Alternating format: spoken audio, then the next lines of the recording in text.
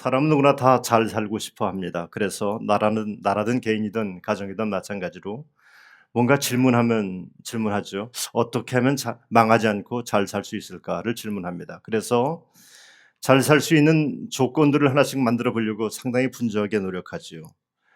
잘 살려면 경제가 좋아져야 된다고 말하고, 또 군사력도 있어야 된다고 말하고, 실력이 버텨줘야 된다고 그렇게 말합니다.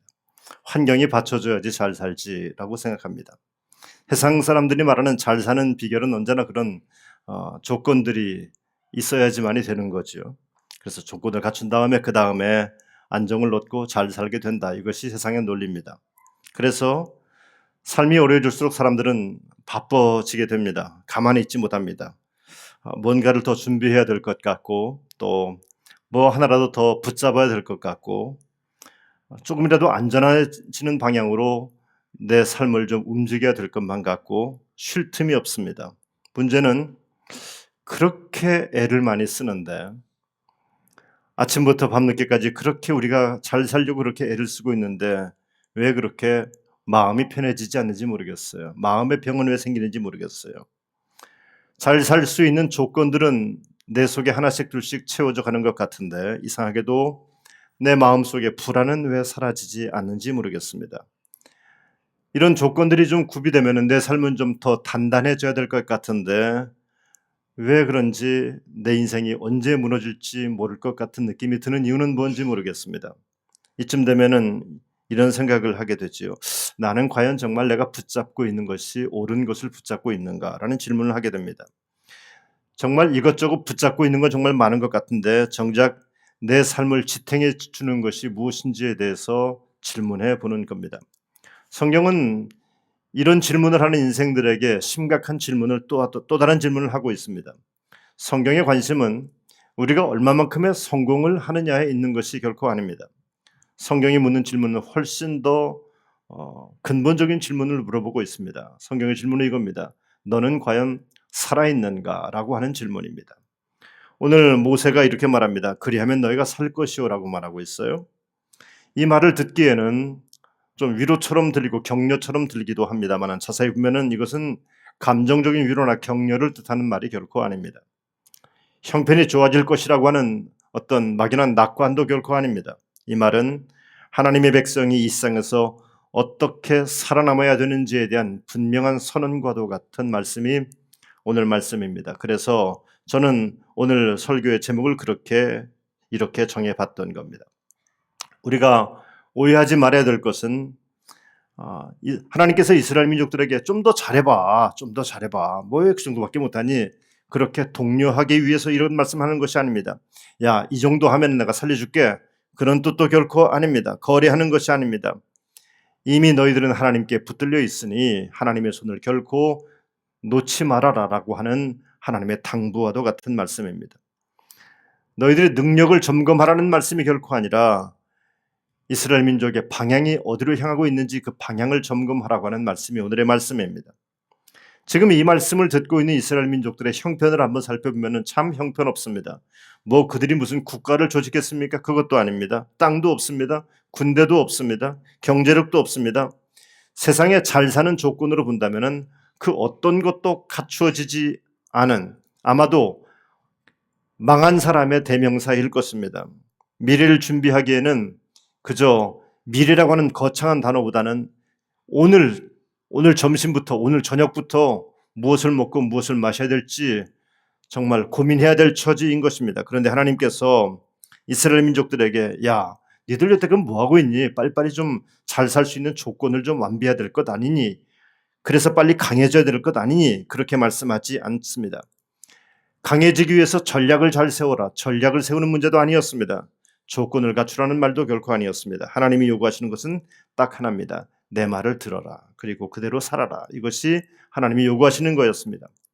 하나님은 이스라엘 민족들에게 생존 기술을 가르치지 않습니다. 어쩌면 이 광야 한복판에서 가나안 땅으로 들어가는 초입에 이제 가나안 땅에 들어가면 이렇게 살아야 된다라면서 생존 기술을 가르치는 것이 훨씬 더 효과적이었을 것입니다만, 그런데 어떻게 하면 이 험한 땅에서 요령 있게 살 수 있을지에 대한 생존 기술을 가르치는 것이 아니라, 너희들은 어떤 백성인지 그 정체성을 먼저 확인하라라고 말씀하고 계십니다.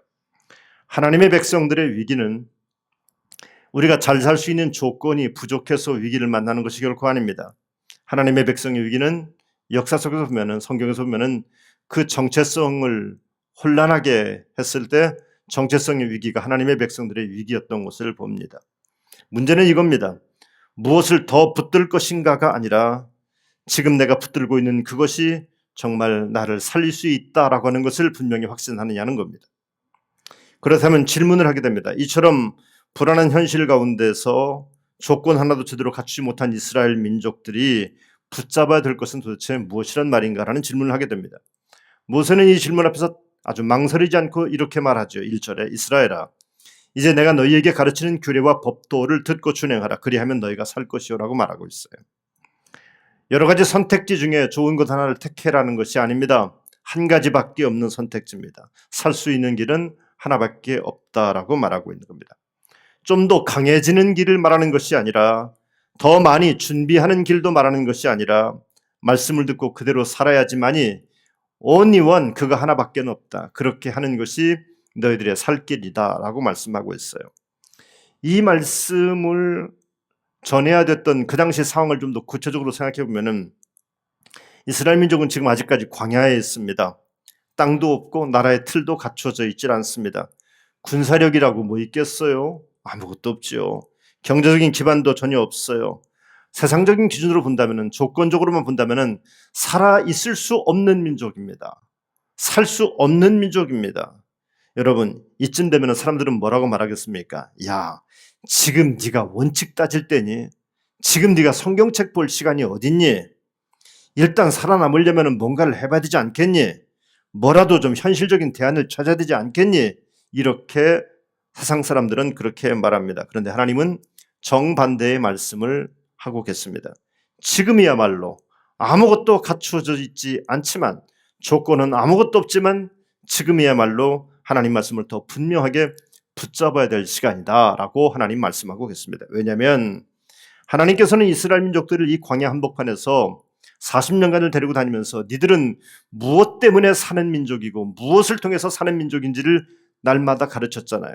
그 사람들이 힘세가지고서 출애굽했습니까? 전략이 훌륭해서 출애굽해서 홍해를 건넜습니까? 마라의 쓴물이 단물된 것이 그들이 무슨 마술적인 권능이 있어서 그랬던 겁니까? 아말렉과 싸워 이겼던 것이 그들의 능력이었습니다. 칼싸움을 잘해서 이겼습니까? 전혀 그런 것이 없어요. 하나님 말씀을 붙잡았을 때 그들은 언제나 이겼고 그들의 길은 형통했었습니다. 그런데 그들이 하나님 말씀을 어기고 하나님 말씀을 떠날 때 그들은 여전히 실패한 민족이 될 수밖에 없었던 것을 그들은 광야 40년 기간 동안에 알고 있었습니다. 우리가 놓치지 말아야 될 것입니다. 하나님 말씀을 듣고 준행하라라고 하는 이 말이 마치 아무것도 니들은 하지 말아라 이런 얘기를 하는 것은 결코 아닙니다. 이스라엘 민족 전쟁해야 됩니다. 현실적인 싸움을 분명히 해야만 합니다. 문제는 싸움을 할 것인가 말 것인가의 문제가 아니라, 준비를 하느냐 하지 마느냐의 문제가 아니라, 무엇을 너희들의 최종적인 생존 근거로 삼을 것인가, 이것을 정하라 라고 하나님은 말씀하고 있습니다. 이스라엘 민족은 그런데 좋아요, 하나님, 우리가 하나님 말씀을 싫어한다는 얘기가 아니에요. 하나님 말씀 좋아요. 그런데 하나님 말씀도 붙잡고 동시에 눈에 보이는 뭔가 안전장치 하나 정도는 있어야 되지 않겠습니까? 이것이 이스라엘 민족들의 생각이었습니다.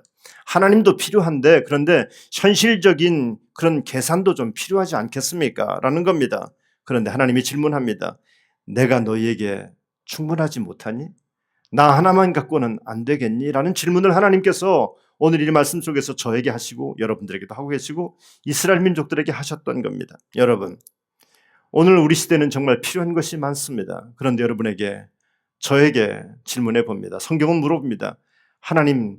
하나님께서 나만 가지고는 뭔가 좀 부족한 것 같니라고 여러분에게 물어보고 있습니다. 장사를 하십니까? 하나님 한 분 가지고서는 안 될 것 같습니까? 아이를 기릅니다. 하나님 한 분만 가지고서는 안 될 것 같습니까? 몸이 아픕니다. 하나님 한 분 가지고는 안 될 것 같습니까? 라고 성경 우리에게 물어보고 있습니다. 말씀을 붙든다는 것은 우리가 갖고 있는 행동 몇 가지를 고친다는 얘기가 결코 아닙니다. 우리의 의지의 방향을 완전히 바꾸겠다는 말씀입니다. 그동안 나를 지탱해왔던 기준들을, 내가 중심 삼았던 것들을 다 내려놓고 그리스도 예수님 앞으로, 하나님 앞으로 내 삶의 방향을 바꾸겠다고 하는 얘기입니다. 그래서 순종이라는 것은 말은 쉽지만 결코 가볍지 않습니다. 말씀을 지킨다는 것은 하나님을 내 삶의 주원자로 두는 것이 아니라 내 삶의 주인으로 하나님을 모시는 것과 같기 때문입니다. 이것이 어렵기 때문에 사람들은 말씀을 좋아는 합니다마는 끝까지 이 말씀대로 말씀을 붙잡지는 못합니다. 말씀을 듣기는 하지만 삶의 생사 여탈권은 여전히 내가 주려고 합니다. 여전히 내 계획대로 뭔가를 하고 싶고 내 생각대로 발걸음을 내딛고 싶어 합니다. 그러다 보니까 말씀은 내 인생의 참고 자료일 뿐이지 중요한 선택을 할 때는 언제나 현실적인 계산이 앞서는 것이 오늘 우리들의 모습은 아닙니까? 말씀을 붙잡는다는 것은 안전해 보이는 선택이 아닌 것처럼 느낄 때가 있습니다. 때로는 정말 이거 갖고는 안 될 것 같은데, 뭔가를 좀 준비해야 될 것 같은데 라고 하는 너무나 무모해 보이기도 한 선택일 수 있을 것입니다. 그래요. 사람의 눈에 그렇게 무모해 보이는 순종이 기적을 만들어냈던 것을 성경은 우리에게 말하고 있습니다. 하나님의 눈에는 우리가 생각하는 그 무모한 선택이 하나님의 눈에는 가장 현실적인 생존 전략이었던 것을 성경 우리에게 말씀하고 있습니다. 이스라엘 민족이 광야에서 살 수 있었던 것은 그들이 환경적인 모든 조건들이 훌륭했기 때문에 그들이 40년을 견뎌냈던 것이 결코 아닙니다. 그들이 말씀을 붙잡았기 때문이었습니다. 그리고 그 말씀이 구름기둥과 불기둥으로 그들을, 이스라엘 민족을 지금까지 인도해 오셨습니다. 하나님은 이스라엘 민족을 지금 가나안 땅에 들여보내는 초입에서 너희들이 어디 있느냐가 중요한 것이 아니라 무엇을 붙드냐가 중요한 것임을 다시 한번 알려주고 싶었던 겁니다. 저는 이것이 우리들에게도 똑같이 적용된다고 믿습니다. 우리는 세상을 살기 위해서 준비해야 될 것들이 정말 많습니다. 그러나 분명히 해야 될 것은 나를 살게 하는 최종적인 근거는 하나님의 말씀임을 잊지 않게 되길 간절히 바랍니다. 이제 다음 질문으로 자연스럽게 넘어가게 되는데, 말씀을 붙드는 길이 살 길이라면 왜 사람들은 이 길에서 정말 벗어나는가라는 질문입니다. 왜 끝까지 이 말씀을 붙잡지 못하는가라는 질문을 하게 됩니다. 문제는 말씀을 버렸기 때문이 아니라 말씀을 자기 방식대로 다루기 시작하는 데서부터 문제가 발생하기 시작합니다. 하나님께서는 무엇을 더하라고 하는 말씀 앞에서 무엇을 먼저 경계해야 될 것을 먼저 말씀하고 있습니다. 여러분, 우리는 다 말씀의 길을 다 걸어가고 있는데 자꾸만 조금씩 벗어나게 만드는 유혹들이 우리에게 있어요. 여러분, 지금은 정확하게 맞는 길처럼 보이는데 이 유혹을 받다 보니까 조금씩 비행기가 항로가 흐트러지면서 전혀 다른 목적지에 가는 것처럼, 하마르티아라고 하는 죄라고 하는 것은 뭔가 특별하게 우리가 살인을 하고 도적질하고 역사에 남을 나쁜 짓을 했기 때문에 하마르티아 죄가 아니라 마치 관역이 있는데 그 관역에 화살을 정확하게 꽂지 못하는 것, 이것을 하마르티아라고 말합니다. 유혹 앞에서 우리의 방향이 조금씩 바뀌게 되는 겁니다. 그래서 하나님께서는 모세를 통해서 이스라엘 민족이 경계해야 될 것을 얘기하고 있습니다. 그 한 가지는 2절의 말씀, 내가 너희에게 명령하는 말을 너희는 가감하지 말고 라고 말씀하고 있어요. 말씀을 가감하지 말아라 라는 겁니다. 가감하라는 말은 말씀을 통째로 성경책 다 불살라버리고 나는 교회 안 다녀, 이게 아니라 말씀을 듣고 살아갑니다. 그런데 말씀을 듣고 우리 식으로 표현하면 주일날 교회 나와서 예배도 드리고 속회도 하고 성경책도 집에서 보는데, 그런데 그 말씀에다가 자기 생각을 조금씩 얹기 시작을 한다는 겁니다. 취사 선택을 하는 겁니다. 통째로 받지 않고 취사 선택을 합니다. 왜냐하면은 이게 얼마나 위험하냐면 말이에요. 이게 겉으로 보기에는 다 우리 하나님 말씀 듣는 것처럼 보이잖아요. 그런데 똑같이 하나님 말씀 들었는데 거기에다가 내 생각을 조금씩 얹어 놓는 것이 내 인생의 방향을 빗나가게 만든다는 겁니다. 사람은 하나님의 말씀을 정면으로 거부해서 무너지는 경우는 거의 없습니다. 자기에게 유리한 말씀을 남겨두고 자기에게 불리할 것처럼 보이는 말씀을 제거하게 될 때 그 인생이 비극으로 결론 지어지게 되는 겁니다. 근데 문제는 뭐냐면 자기가 하나님 말씀에 자꾸만 뭔가를 첨가시키면서도 늘 나와서 예배를 드리고 설교를 늘 듣다 보니까, 성경을 늘 보다 보니까 자기는 여전히 신앙 안에, 하나님 말씀 안에 머무는 것처럼 스스로가 착각하는 경우가 너무나 많다는 겁니다. 가감된 말씀은 여전히 하나님 말씀처럼 들리기 때문에 이것은 성도를 정말 죽이는 위험한 요소가 됩니다. 그래서 말씀을 가감하지 말아라 라고 말씀하고 있는 겁니다. 말씀을 가감하기 시작하면은 어떤 일이 영적으로 벌어지냐면은, 우리는 말씀을 들을 때 하나님의 말씀은 날선 검과 같아서 우리의 영과 혼과 관절과 골수를 쪼개고 남습니다. 하나님의 말씀이 판단이 되어서 내 심령을 쪼갭니다. 그런데 말씀을 가감하기 시작하는 동안에는 어떤 일이 벌어지냐면은, 하나님의 말씀이 나를 쪼개는 것이 아니라 내가 하나님 말씀을 쪼개는 겁니다. 내가 하나님 말씀을 쪼개기 시작하는 겁니다. 말씀이 나의 판단자가 아니라 내가 말씀의 판단자가 되어버리고 마는 겁니다. 그래서 말씀을 가감하지 말아라. 말씀에 가감하다 보니까 하나님의 말씀은 내 선택과 내 행위를 정당화하는 도구로 전락하는 경우도 얼마나 많은지 모릅니다. 하나님이 이스라엘 민족들에게 가감하지 말 것을 말합니다. 또 한 가지 경고는 바알부올의 유혹을 조심하라고, 여호와께서 바알부올의 일로 말미암아 행하신 바를 너희가 눈으로 보았거니와라고 3절에 말씀하고 있어요. 출애굽한 다음에 한 40년째 되던 해에 가나안 땅을 들어가는 초입에서 모압 평지 시딤이라는 곳에 이스라엘 민족이 도착을 했습니다. 그런데 이 모압 여자들이 정말 얼마나 예쁜지 그 모압 여자들과 음행하게 되었습니다. 그리고는 모압 여인의 믿었던 신 바알보를 함께 섬기게 되었습니다. 이방 제사에 참여하고 여호와를 배반하게 되었습니다. 그때 하나님께서는 진노를 발하셔서 이스라엘 민족들에게 연병이 퍼지게 하였고 수많은 사람들이 죽게 되었고, 그 당시 제사장 비느하스가 죄를 단호히 끊자 재앙이 멈췄던 일들이 민수기 25장에 기록되어 있습니다. 바알볼의 사건이라는 것은 이제부터 나는 하나님 안 믿겠습니다가 아니라, 완전히 버렸다는 얘기 아니라 믿으면서 동시에 하나님께 예배하면서 동시에 다른 것을 붙잡으려고 했다고 하는 데 있습니다. 하나님을 버렸다는 얘기가 아니에요. 하나님께 나와 예배를 드리면서 동시에 다른 것을 한번 붙잡으려고 뭔가 다른 안전장치를 한번 잡고 싶었던 겁니다. 이스라엘이 생각했을 겁니다. 하나님도 필요한데, 아니 그쪽 사람들이 뭘 생각하는지도 좀 알아야 될 것 아닙니까? 아마도 그래서 이런 짓을 했을지 모릅니다. 그러나 하나님은 나뉘어져서 섬김받는 분이 결코 아닙니다. 무언가를 하나님 앞에 더하려고 하는 순간 하나님은 우리 인생의 주인이 아니라 하나님은 우리 인생의 옵션이 되어버리고 맙니다. 옵션 하나님을 섬기지 말고 주인 되신 하나님을 섬기는 우리 모두가 되길 간절히 바랍니다. 또 한 가지 4절은 말합니다. 오직 너희 하나님 여호와께 붙어 떠나지 않은 너희는 오늘까지 다 생존하였느니라 라면서 하나님께 끝까지 붙어 있으라 라고 말씀하고 있어요. 붙어 떠나지 않았다는 말은 그냥 느슨하게라도 어떻게 연결되었다는 얘기가 아닙니다. 이거는 워낙 탄탄하게 있기 때문에 떨어질 수 없는 관계, 아주 딱 붙어 있는 관계, 어떤 것도 그 틈을 차고 들어올 수 없는 관계, 붙어 있었다는 얘기입니다. 여러분, 우리가 하나님으로부터 조금 떨어지잖아요. 그래도 나는 붙어 있어요. 주일날 교회 나오니까 붙어 있는 거고, 헌금도 드리니까 붙어 있는 거고, 교회 나와서 봉사하니까 붙어 있는 거고, 내 직분이 있으니까 붙어 있는 거고, 천만의 말씀입니다. 완전히 다른 어떤 것이 들어오지 못하게 완전히 딱 붙어 있어라. 조금이라도 떨어지기 시작하면 우리 인생의 방향은 바꿔지게 되는 겁니다. 여러분, 하나님께 붙어 있다는 것은 감정의 문제가 아닙니다. 이것은 생존의 문제입니다. 이스라엘 민족에게 있어서 가장 큰 위기는 불신앙이 아니었어요. 자기 기만이었어요. 자기는 꽤 괜찮은 사람이라고 생각했어요. 자기는 꽤 괜찮은 신앙이라고 생각했어요. 자기는 꽤 괜찮은 교인이라고 생각하는 오늘 우리 시대의 크리스찬들과 별반 다를 바가 없습니다. 하나님은 그들에게 더 열심히 믿어 이렇게 말씀하는 것이 아니라 더 정확하게, 아주 더 분명하게 붙어 있으라 라고 그렇게 단호하게 말씀하고 있습니다. 말씀이 단지 부담이 아니라 생명이 된다는 사실을 잊지 말라는 겁니다.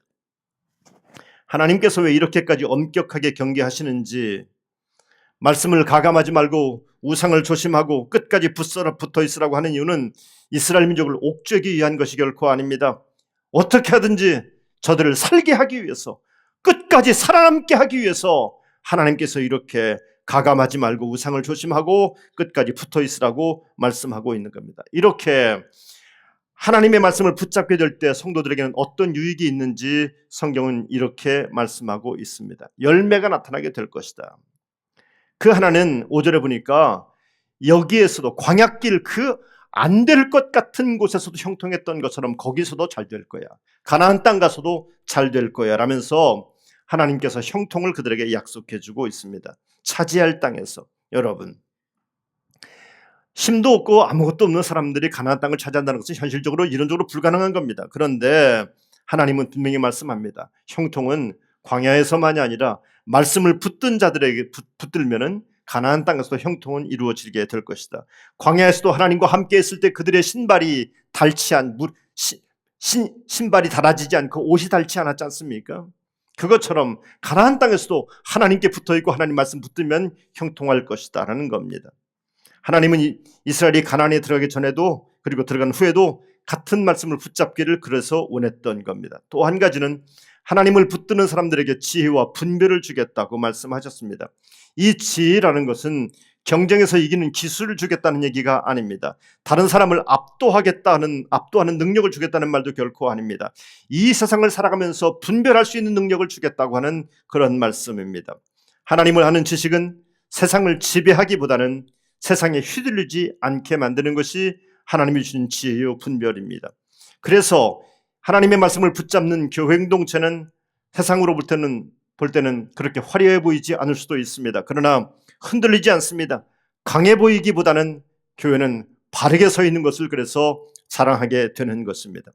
또 한 가지 유익이 있는데 그것은 하나님이 늘 가까이 계시겠다고 말씀하십니다. 여러분, 구원의 핵심이 뭡니까? 구원의 핵심은 오늘 내가 구원받았으니까 세상에서 축복받고 돈 잘 버는 것이 핵심이 아니라 구원의 핵심은 오늘도 내가 병든 자리에서 어디든 출세했던 그 어디든지 간에 하나님이 나와 함께 하시는 것이 구원의 핵심인 줄로 믿습니다. 여러분, 말씀을 배운다는 것은 하나님을 이용하는 법을 배우는 것이 아니라 하나님과 함께 사는 법을 배우는 것인 줄로 믿습니다. 그리하면 너희가 살 것이요. 그리하면 너희가 살 것이요. 저는 우리 교회와 성도들이 그렇게 사는 백성이 되기를 간절히 원합니다. 하나님께서는 이스라엘 백성이 너무나 쉽게 하나님의 은혜를 잊어버리는 것을 알고 있었어요. 우리가 그렇잖아요. 너무나 쉽게 하나님의 은혜를 잊어버립니다. 그래서 하나님이 말씀하십니다. 내 마음을 지켜라. 오직 너는 스스로 삼가며 내 마음을 힘써 지키라 라고 말씀하고 있어요. 신앙의 가장 큰 위기는 고난의 위기가 아니라 은혜를 잊어버리는 순간이 우리들에게는 가장 큰 위기인 것입니다. 그래서 성경은 우리에게 더 잘되게 기도하라고 말하지 않습니다. 오히려 마음을 지켜달라고 하나님께 기도해라라고 가르치고 있습니다. 은혜는 한 번 받는 것으로 끝나는 것이 아니라 계속 붙잡아야 될 것이기 때문인 겁니다. 사람은 참 이상합니다. 힘들면은 그렇게도 정말 하나님 없이는 못 살겠다고 그렇게 말합니다만은 조금만 잘 되면 하나님 없이도 잘 살 것 같고 하나님이 왠지 귀찮아 보이게 될 때도 많습니다. 복이 우리에게 좋은 것 같지만 복이 주는 위험도 분명히 있습니다. 하나님 없이도 잘 살 수 있을 것 같은 착각을 해주게 하는 힘이 복에게 또 있습니다. 모세는 분명히 말합니다. 우리의 복은 이 세상의 것을 많이 끌어오는 데 있는 것이 아니라 진짜 복은 하늘의 복이 나에게 끊임없이 흘러오고 주의 은혜가 끊임없이 흘러서 내 자손과 자손에게까지 주의 은혜가 천대까지 임하게 되는 것, 이것이 진정한 복인 줄로 믿습니다. 너는 그 일들을 내 아들들과 내 손자들에게 알게 하라 라고 말씀하고 있어요.